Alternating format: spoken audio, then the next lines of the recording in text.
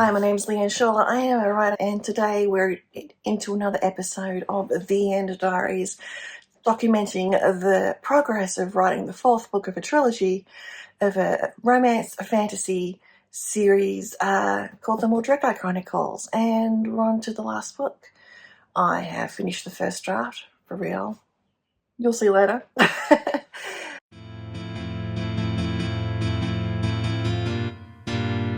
I need to pick a date for how this is all going to unfurl. I have one specific date, November 1818, which is in the current chapter 5.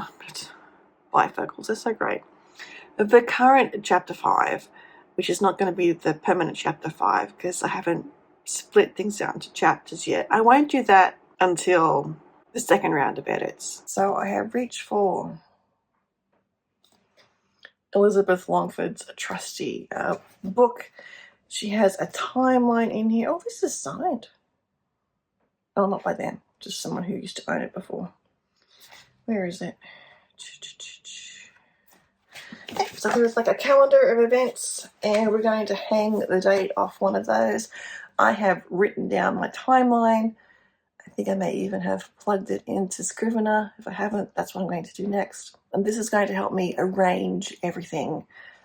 A, in the right order, and B, that point where I pulled out the spreadsheet, those get dates now. So we can do that either in chronological order or we'll just follow the story, and I'll put the dates in the text so you know when it is, because they're all diary entries anyway.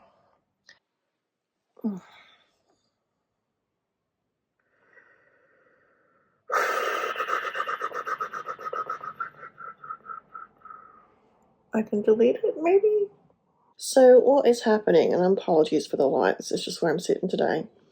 What is happening is I have done the timeline, thought it worked out perfectly, but I have on D making an extra Dover trip, where there's absolutely no time for her to do that.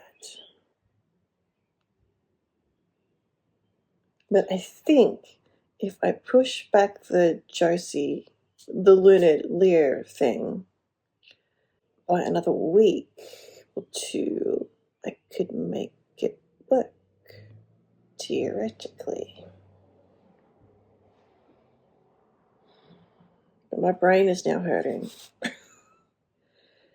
Alright, so she's in Dover on the 23rd. 20th, she's at sea when all hell happens. So technically she'd be at Aber, and if we did it like a shortened trip, 5 days,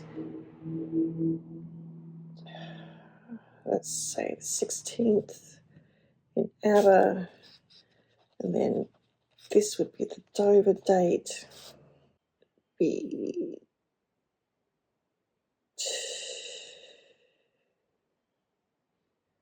that we're reaching for, right? Just see, it's a week. Say the 10th, and then when she's in Aber again, before that, maybe they left us straight away, so let's say it's a 4-day journey, 6th. How does that stuff everything else up? I don't think it does. Well, it stuffs everything up because I've put dates in everywhere. I need another week somehow.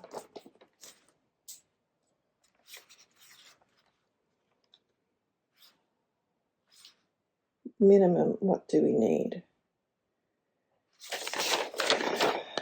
It's Dover, Abbey. Alright, so she's at Dover on the 23rd. There's usually an Aber stop, and then Dover. But we left everybody in Aber.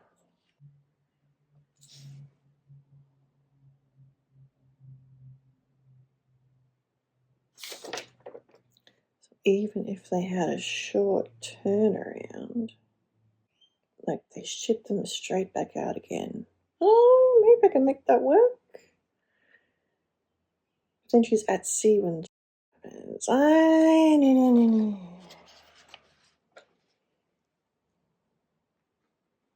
20th at sea. My head hurts.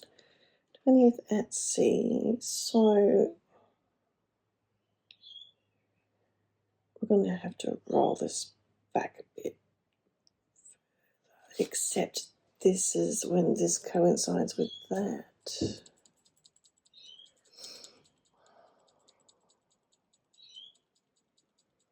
I'll point out he's really only gone for a day here. And it could be longer. Right, so I'm just going to take a break. So the problem is, let's write down what the problem is. To be healed. It's usually at least 2 days. I am going to need more of that. Maybe they get called back to Dover.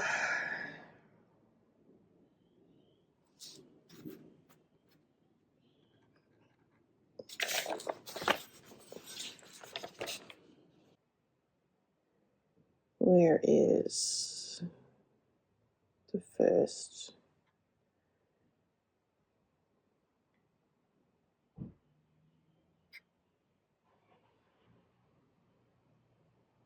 So 12th of February. 19th of February.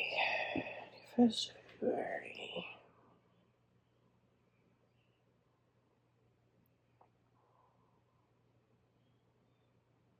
And then we jump to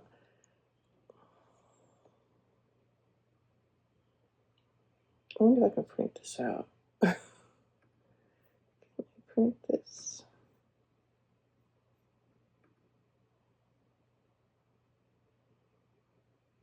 Let's just close all the non.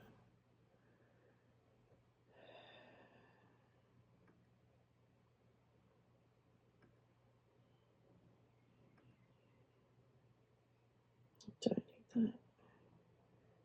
Don't need that. All right, there's the first one. There's the second one. Don't need that. Don't need that. Go down. Undine, limited. Undine, don't need that. I actually need up to there. One of the things I needed to do was go through every single document in Scrivener, because it's not just chapters, it's scenes and snippets of scenes, and date them, because I was quite worried that the timeline would fall off somewhere along the line. I thought I had it, because I had that spreadsheet, remember, of everybody everywhere and meeting at the same place. Then I realized that the date wasn't going to work, the final climactic date, and so I redated everything. And then I went through again to make sure everybody was aligned, and I had closed off one of those folders. So there were scenes in there that needed to be inserted in.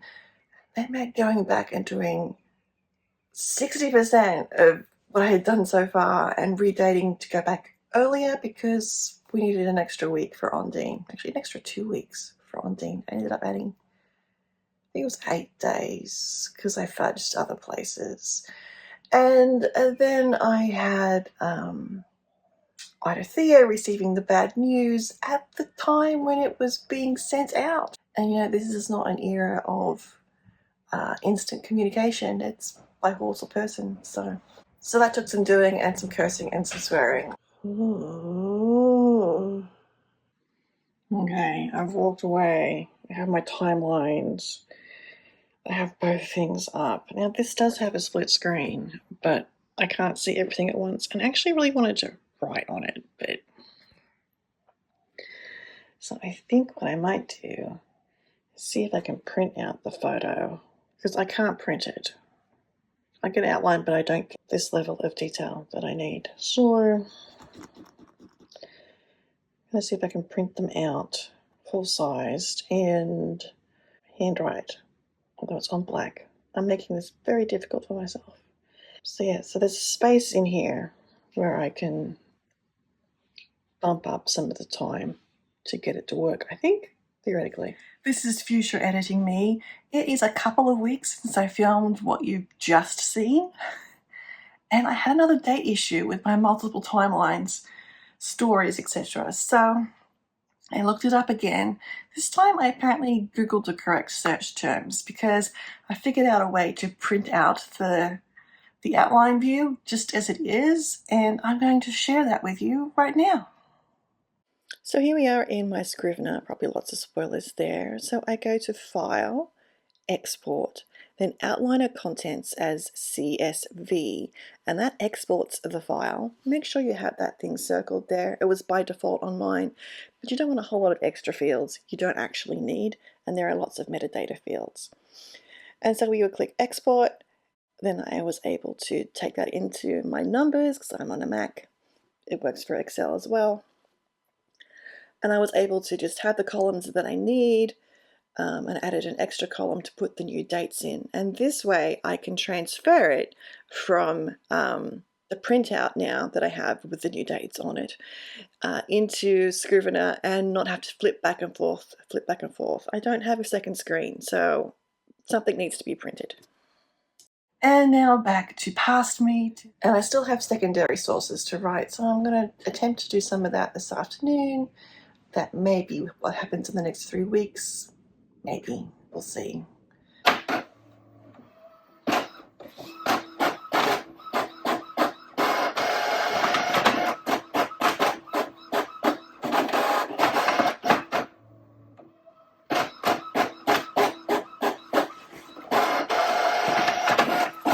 Alright, well, I have finally done it.